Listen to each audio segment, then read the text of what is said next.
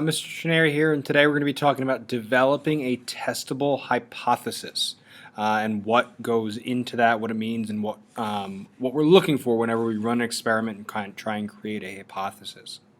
So when we start to develop a hypothesis, you've always been told that predictions are good enough. You know, a hypothesis is just an educated guess. Well, I want to kind of extend on that a little bit. Predictions in science help us figure out and think about how one thing affects another.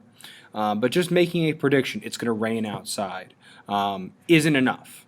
Now, what we have to be able to do is come up with a hypothesis that leads to a testable experiment that's based on the observations and any background knowledge that we have in that particular subject. So a good hypothesis for us is going to take a specific form. It's going to take the form of if, then, and because. So if I do this, then that happens because of, and your explanation. So just making predictions of, I think the plant is going to grow, or I think it's going to rain outside, or it's going to be cold outside, isn't enough anymore. We have to be able to defend it and back it up, and that's what a good hypothesis is going to help us do. If, then, and because is going to be our kind of general form that we can use in all of our experiments.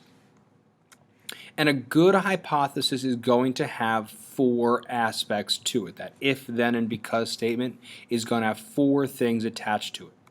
The first one is the relationship between your independent and your dependent variable. So if this condition occurs, then this effect is produced because, and your explanation. So now we want to be able to provide that relationship, that explanation between your independent and your dependent variable. That's the first thing. A really good hypothesis should be able to do that. The second thing is, does it lead naturally to some kind of experiment? So you can't just make a prediction and then not have a way to be able to test it. That's the whole point that we're in science for. We want to be able to test these things. So the example that I have down below is plants subjected to classical music will grow taller than plants subjected to silence. Well, that's pretty easy to go through and test. I'm sure you can come up with a couple different ways that you can test that now. So a good hypothesis should be able to help us get to that experiment where we can set up our independent, measure our dependent variables, and get the results that either we're looking for or maybe we discover something else along the way. The next two things are actually pretty quick. So is it clear and objective? You have to be able to write it out in English and be able to understand it. No shorthand, no emojis, no nothing. It has to be proper English. And a formal hypothesis does not use the word I, me, we, or us.